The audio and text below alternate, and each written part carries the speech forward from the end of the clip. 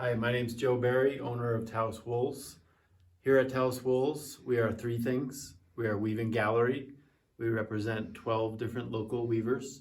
Everything is hand dyed, hand woven, or hand felted. The second part of the trinity of Taos Wools is our classroom, which you are looking at now. You can come learn how to weave textiles here.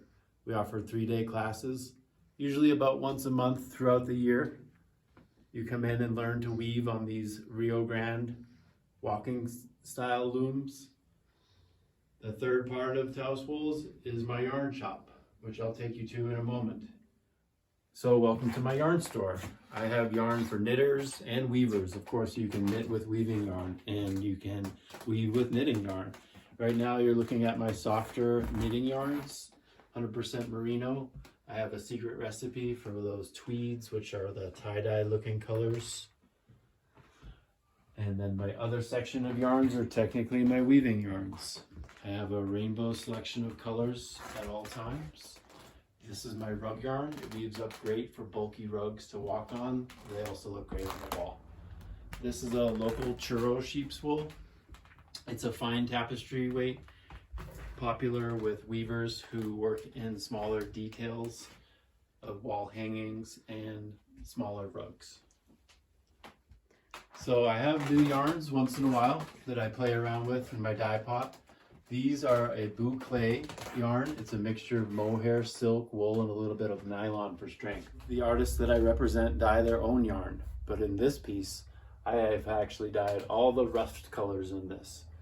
You are looking at a fleece from a churro sheep. It has just been sheared and it is still in the grease, not cleaned yet. Some spinners really prefer it this way when they spin their yarn. The churro originally came over with the Spanish, but were adopted by the Navajo people. The churro was the first breed of domestic sheep in the New World. I'm getting ready to dye some yarn, so I'll be putting these skeins of yarn on a rope to dunk into the dye pot. This particular yarn is a beautiful blend of merino, yak, and a little bit of nylon for strength again. This yarn is popular with my sock knitters. One skein will make a pair of socks.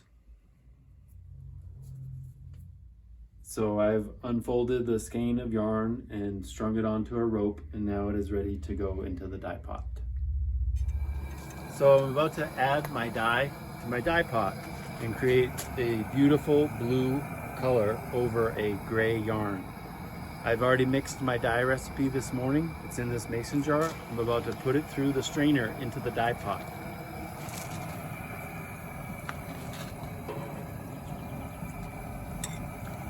I want to make sure I get all of the blue dye out of the jar and into the water. Now I will mix all the dye that I just poured into the pot thoroughly so it is dispersed into the water. Now it is time to add the yarn to the dye pot to take the color.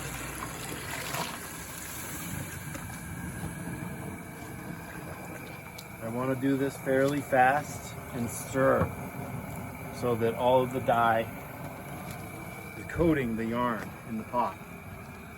Rachel Brown used to say, just pretend that you're cooking spaghetti and you want the marinara to coat every noodle. This particular recipe acts fast. This yarn will cook for approximately 10 to 12 minutes. Every once in a while I'll lift it up and make sure that all the strands of yarn are not getting knotted up. I don't have to stir constantly. I just stir for maybe 3 to 5 minutes, and then I can sit there and I can walk away and let the yarn finish cooking. All right, I'm gonna let the yarn sit and cook for about 5 minutes and come back and check on it. So the yarn is at a little bit of a simmer. You never want to boil yarn for too long. It will felt in the pot and be unusable. I'm about to add sulfuric acid, a dollop of sulfuric acid in very cold water. This is the mordant that will affix the dye to the wool.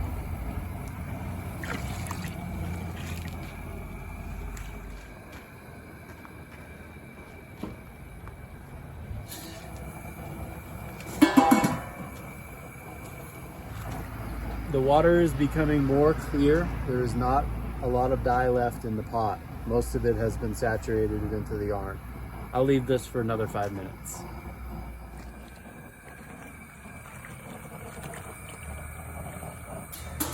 So let's check the water. As you can see, it is clear. The dye has absorbed into the yarn. The dyeing is done on this process. Now I will pull it out of the pot, let some of the water back into the pot, because I can reuse this water for my next color. So I'm gonna go lay this down and let it cool off before it gets rinsed.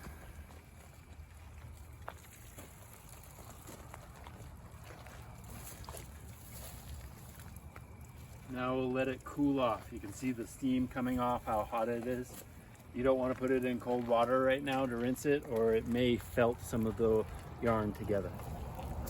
So I'm going to take it off of the rope and I'm going to bring it over to hang to dry.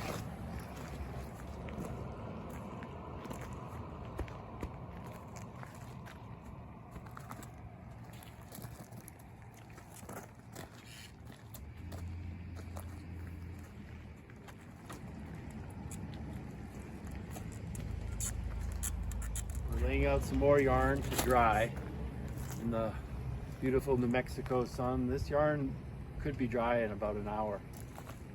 I'll come back and rotate it in about a half an hour. Rotate it like this.